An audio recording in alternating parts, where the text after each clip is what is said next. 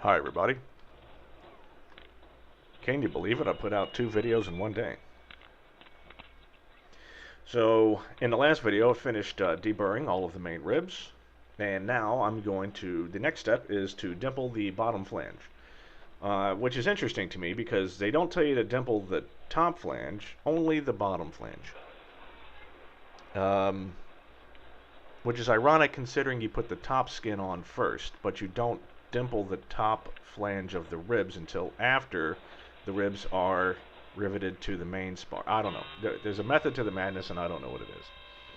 Uh, there you see me doing some air guitar. You're going to see a lot of that this video. It's been a very productive week. Got all the carpet changed out in the clubhouse. As you notice, there's no plane behind me anymore because I had just been finished test flying it, which you'll actually see in an extra video I'm about to put up after this one. And on the home front, I actually have almost locked down. I've got 2 jobs that they're very interested in me, and looks like I'm going to be employed here very soon. Took a little time off after my last gig. Well, it did something I can't really talk about it. I'm under an anti-disparagement clause in my contract, so I can't really say what happened because it would be disparaging. But yeah, so everything's turning up roses. So you know what? It's time to get back to building. I've really missed. I feel reset now. I feel invigorated. I'm really ready to knock these wings out because that means that the fuselage ain't far behind.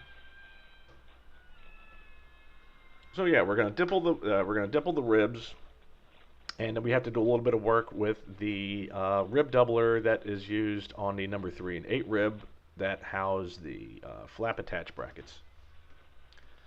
And then we're going to work on the main spar, which you'll see here in a bit. So actually, I'm going to go ahead and start talking about that now. So what you see me working with there is the actual torque tube attach bracket that goes onto the number 1 rib. And for anyone that's not familiar, the number 1, I call the number 1 rib the most inboard rib, and the number 14 the most outboard rib. I have them all numbered. That way I don't lose my place. I cannot emphasize enough, when you are working on these planes, there are so many parts. And so many of them are the same. If you don't label stuff, you're screwed. Organization is key. It's absolutely key. So while I'm fiddling around with that, I'm going to start talking about the main spar. So after we're done prepping all these ribs, what you have to do is, you're going to click them to the main spar. You got to do some match drilling. You got to do some final drilling. But before you do that, you have to remove some A and 3 bolts that have washers and nuts. And what you'll wind up doing with that is, oh wait, hold on real quick. So here, okay, so that is me removing the back flange from the number 14 rib, which you need because, I forget why, but you need to remove the back flange of the number 14 rib later. Trust me, you'll need to. So you need to remove those A and 3 bolts. So there's 2 A and 3 bolts through the first 11 ribs. I'm kind of curious why they did that, considering that there's like 6 or 7 rivets through the ribs and the main spar for the rest of the ribs, but they have 2 bolts in each one. And that's fine. Whatever they tell me to put in, I'm putting in. The problem is, on the first wing, I really screwed up. I know you're shocked. So I took all the bolts out, and I placed them, a little more air guitar. I think I was listening to some Van Halen.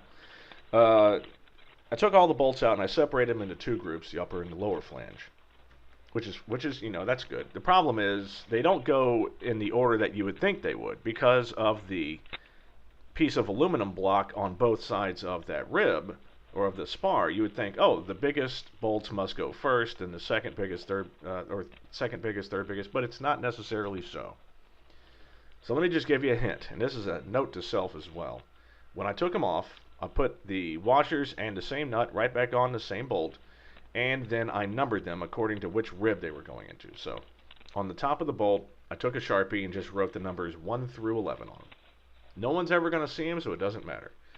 And I did the one side I did in blue, and the other one I did in a black Sharpie, so I will not screw up about which one is which.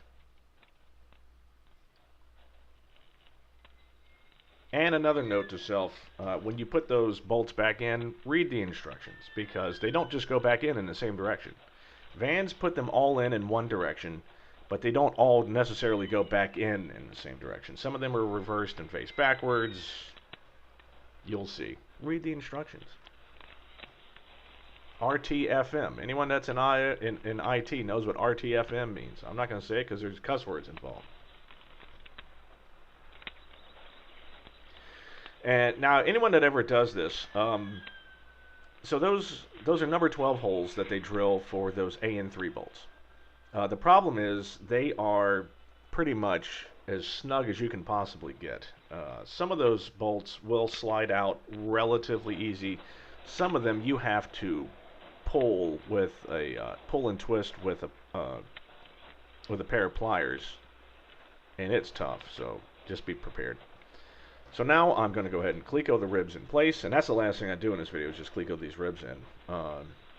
And what you'll notice is no matter how straight you've got the flanges, so the first instruction is to straighten the flanges to 90 degrees. Great. Even when you do that, you have to still squeeze these flanges a little bit and kind of wiggle it down to get it into place. You got no choice. That's what you got to do.